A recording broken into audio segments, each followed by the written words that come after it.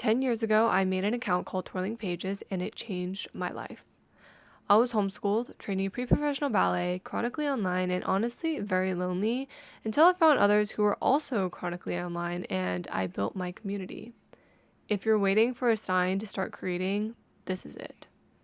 If you want to go out and make fun, silly, creative things, I cannot recommend it enough. But if you're watching this video, you've probably been thinking about it for a while. So here are some solid reasons as to why you really should take the plunge and start doing the thing. I mentioned this earlier, but first thing is definitely the community. I feel like the internet community sometimes gets a bad rep because of online hate and like trolls and whatnot. But in my experience, you receive what you give. If you're intentionally creating good energy and giving that to others, then chances are you'll get that back. I try to give that in my content, so I'm really grateful that for the most part, the people who follow me and watch me are super kind, and I would genuinely do feel like I'm friends with everyone who follows me, and I'm really lucky in that I don't really get that much hate. The vibes are great. I've made so many lifelong friendships from creating content on the internet, and I'm really so grateful for it all. I'm getting so emotional.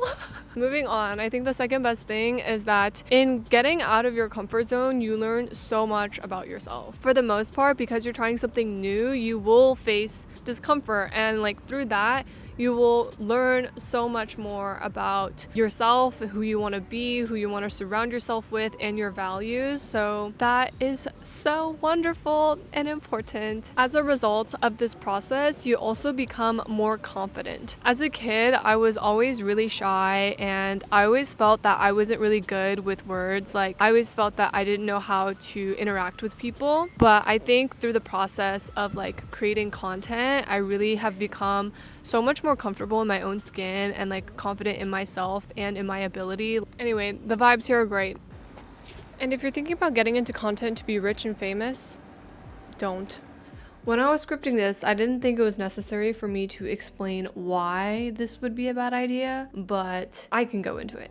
Okay, personally, I feel like it's not worth it. Yes, you see a lot of creators who are now doing this full time, and they're making probably more than they might make if they had a more conventional 9 to 5, but those are also the few percentage. The amount of time and energy that you put into making content, I don't think it's sustainable if you're just waiting for the results to come, because the results likely won't come for a very, very, very long time. And so if you're just like, oh, I'm gonna like quit my full-time job just so I can be like rich and famous, I don't think it's very smart. But if you're like, oh, I think I'm gonna quit my job because I want to do something that is creatively fulfilling and something that I've always wanted to do and XYZ, and if I end up making money off of this, then that's great.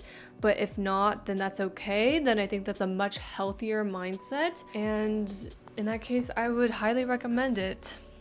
Anyway, let's talk about some practical tips as to how to be a creator. But before that, let's make my afternoon pick-me-up.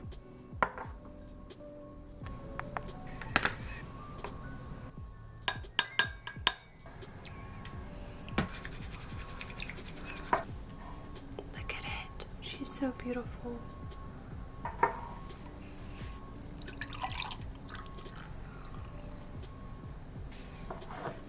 These are things that I wish I knew when I started or things that I did that I didn't realize how important it was. First off, start a new account. I did this when I started because I wanted to be anonymous and I didn't want like my friends in real life to kind of know what I was doing. But I think it ended up being a really helpful and important tip because it helped me create some separation between my personal life and this persona that I was kind of putting out online. I think this is important for someone who wants to be a creator in the long term because it's really important to have some sort of separation between creator life and also your personal life, especially if you're going to make lifestyle content or content that surrounds your life. It can be challenging to know like what you feel comfortable putting online and what you don't really want to share. And so having that separation is like really helpful for me, and it also like makes me feel like it's a little bit more legit as opposed to, oh, this is just me like having fun and just like posting. And then then while you're at it, also create an email so you can start pitching from a professional standpoint from your brand as opposed to just your personal email. If you're thinking about creating content and you don't know where to start, the first place is to think about the content that you want to make. So before you make an account, obviously have a general idea of the type of things that you want to make. I think a lot of like content creator advice that I see on TikTok and YouTube is to now tell people to niche down or to pick a niche hobby, whatever, and then just only really talk about that. When I started, I was a bookstagrammer, so I started talking about books on Instagram. That was my niche, but then eventually I kind of evolved into talking about like just my life in general and like things that I was interested in. Personally, I don't think it's entirely necessary to niche down. I think it's helpful to have like a general thing that grounds you, and sometimes having a niche is that thing that grounds you and to help you have like guiding force as to like the type of content that you want to make. But I don't think it's necessary to really put boundaries on every single thing that you make. At the end of the day, if you're not sure what you want to make, but you know that you want to make something, I would just think about the content that you like to consume and see like what you have to say about that and like how you want to be unique and also be yourself. Along those lines, have a very strong why, because at the end of the day, creating content will be challenging and you need to have something that really propels you forward as to what is your purpose and like what do you want to get out of this. It can be as simple as you want an outlet that lets you be creative or like learn a new skill or like make a friend or something, but I think it is important to have some sort of a purpose instead of just being like, oh, I'm going to do this thing. So do some journaling and think about your why. Next, I would say have a goal for yourself. I think this is important, especially if you want to do this for real. If you seriously want to actually make content, then you need to have a goal for yourself to keep yourself accountable, because the act of creating content is not just, oh, I post one video, I did that thing, or I posted a photo, I made an account, and like that's it. A lot of what you get out of it is the consistency and the time and effort and energy that you put into it is what you get back. I know it can be intimidating and challenging at first, but I think usually when people start out, they're really motivated.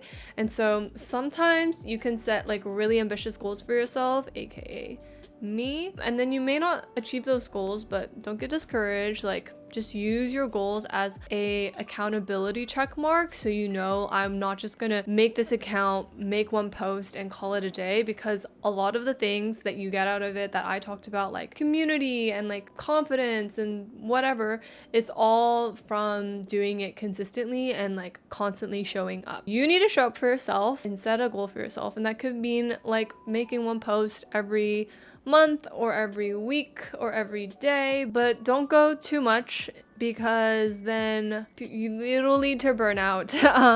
This is something that I wish I knew, but start simple, use the resources that you have, and don't overextend yourself. So there's like a few parts to this. First, what I mean is if I were to start creating content for the first time today, I would start by focusing on one thing.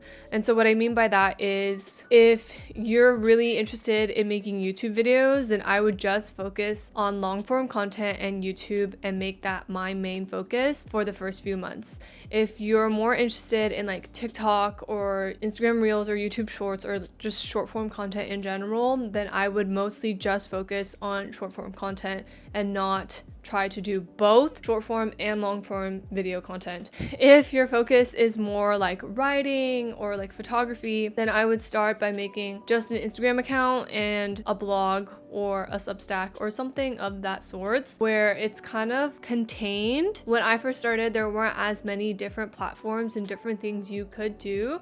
And so I feel like now when you look at content creators, like they do a little bit of everything. A lot of them do YouTube and also TikTok and also Instagram, like photos. Sometimes they have a newsletter and also a podcast and like all these other things. And so it can feel really overwhelming when you're starting, because I would feel like I need to do all of the above when in reality you don't. The second part of keeping it simple is that you literally have all the resources that you need to make anything. So whether that's long form or short form content or photography or writing or whatever, you can do it. You don't need to buy a new camera. You don't need to buy some like fancy fancy editing software. You don't need to buy this little mic or like all these other equipment. You can vlog on your phone. You can shoot short form content on your phone. And I would argue that like filming short form on your phone is preferable to a legitimate camera. You can edit on your phone too. When I'm editing short form content, so like TikToks or Instagram Reels, I use CapCut. But again, if it's TikTok, you can also edit within TikTok. CapCut's free. There's a lot of things, like a lot of basic editing things that you can do on CapCut. The resources are there. If you want to make YouTube videos, you can also make YouTube videos using your phone, like just filming with your phone and editing also on CapCut. They have a desktop version and I believe it is also free. And they have like all the basic editing things that you would need, which is mostly just the cutting tool, adding text. That's really all you need. Personally, I use DaVinci Resolve to edit my longer form videos. I love DaVinci Resolve because it is also free. They have a paid version, which is the one that I use, but their free version also offers, I would say, like 80 to 90% of everything that you would need and everything that's in the paid version. The paid version just has like some extra features if you like really want to go into editing, and DaVinci Resolve has the most advanced color grading system out there. I think now it has become industry standard that most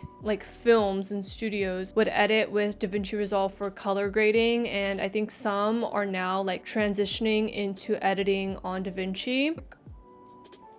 Before DaVinci, I used to use Adobe Premiere Pro and Final Cut Pro, both of which are popular editing software for YouTubers and also filmmakers in general. But personally, I think DaVinci suits what I'm looking for in editing software right now. In terms of cameras, just for my personal reference, if you're thinking about getting into YouTube, if you start it and you're like, yes, I want to do this for real and I want to invest in a camera or like whatever, my best advice as to how I approach that is to look at the YouTubers that you like and see what equipment that they use. And so I'll offer the equipment that I use. Usually for my vlogs, I use my iPhone or my Canon Vixia Mini. This is a camera that has a very wide angle and it's really small, which is why I really like it, but it's discontinued and you can only really get it on resale on eBay for a very high markup, like a ridiculous markup for what it is, because it's not a great camera technically, but I really like it and I don't regret buying it, and it is the camera that I use the most, and so I think that is the one that is the most important. And then I also use my Sony ZV-1,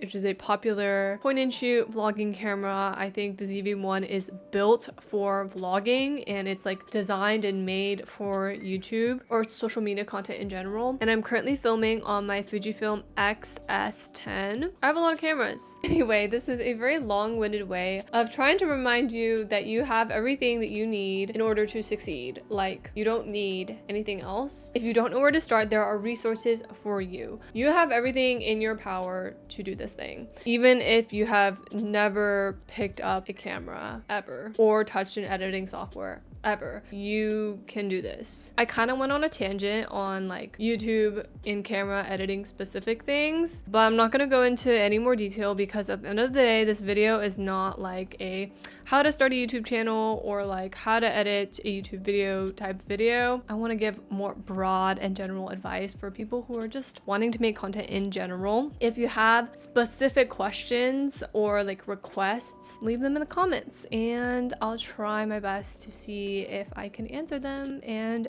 be a helpful resource for you. The last thing, and honestly the most important thing, is to just start.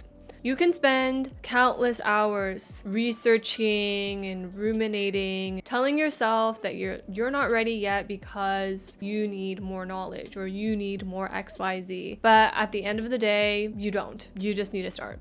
Like, I'm gonna be completely honest, when I first started, I was very young and did not know what I was doing, but I think like when you're young, you kind of just do things without thinking, or at least I did, and I turned out fine. And I think research is helpful to a certain extent, but most that you can learn is through practice, and you won't know until you do it. The best way to learn is through practice. There is nothing holding you back except for yourself. As a final final reminder is to be kind to yourself, because I'm sure when you're starting out, the first few things that you make are not going to be how you want them to be.